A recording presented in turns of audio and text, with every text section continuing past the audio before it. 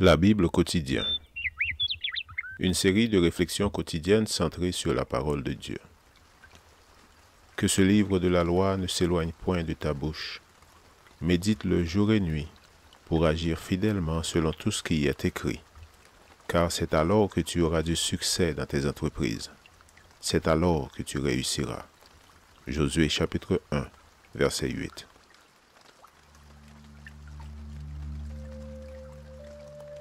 Aujourd'hui, le 15 février, solutions immédiates. Jean, ayant entendu parler dans sa prison des œuvres du Christ, lui fit dire par ses disciples, « Es-tu celui qui doit venir, ou devons-nous en attendre un autre ?» Matthieu chapitre 11, versets 2 et 3. Il n'y a pas toujours une réponse à toutes nos attentes en même temps. L'une des vertus du chrétien est de savoir attendre sans perdre la foi, être conscient du délai apparent sans perdre la certitude, constater que tout indique qu'il peut s'agir d'un échec, mais ne pas douter des promesses de Dieu.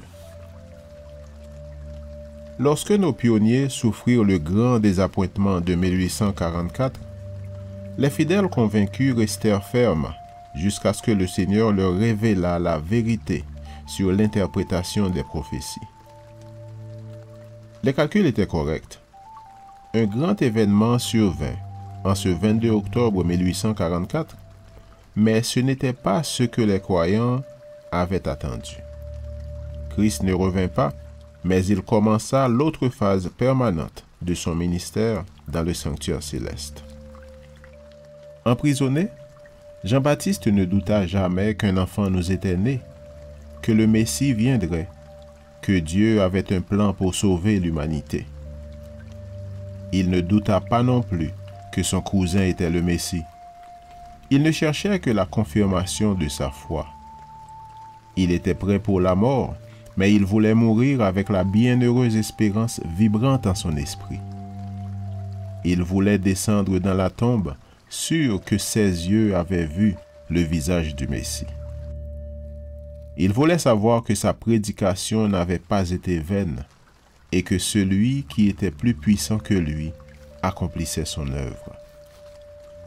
Jean posa la question moins pour lui-même que pour ses disciples. Une poignée d'hommes persista à le suivre, bien qu'il leur ait affirmé que Jésus était le Messie. Pourtant, à présent que Jean était emprisonné, ses disciples se demandaient si tous ces événements n'étaient pas un cauchemar duquel ils allaient se réveiller. Il leur fallait la confirmation que le Messie était là pour les guider vers le royaume promis, bien que Jean ait sacrifié sa vie. Ils comprendraient maintenant ce que Jean leur avait dit du Christ. « Je ne suis pas digne de délier la courroie de ses sandales. » Les vicissitudes de Jean devraient être la confirmation de la foi de ses disciples. Jean nous enseigne que les pires circonstances ne doivent pas être une raison de perdre le meilleur que nous possédons. Rien ne doit s'interposer entre notre Dieu et notre foi en lui, car au moment voulu, il reviendra, il ne tardera pas. Citation. Jean était troublé en voyant que par attachement pour lui, ses disciples nourrissaient des doutes au sujet de Jésus. Il ne renonça pas à sa foi au Christ.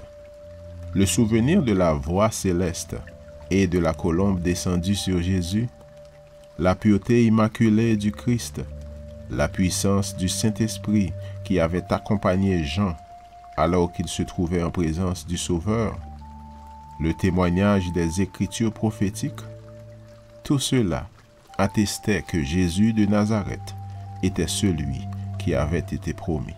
Fin de citation. Jésus-Christ, page 201. Lecture de la Bible pour aujourd'hui dans l'Ancien Testament, Lévitique chapitre 24 à 27. Et dans le Nouveau Testament, Matthieu chapitre 11.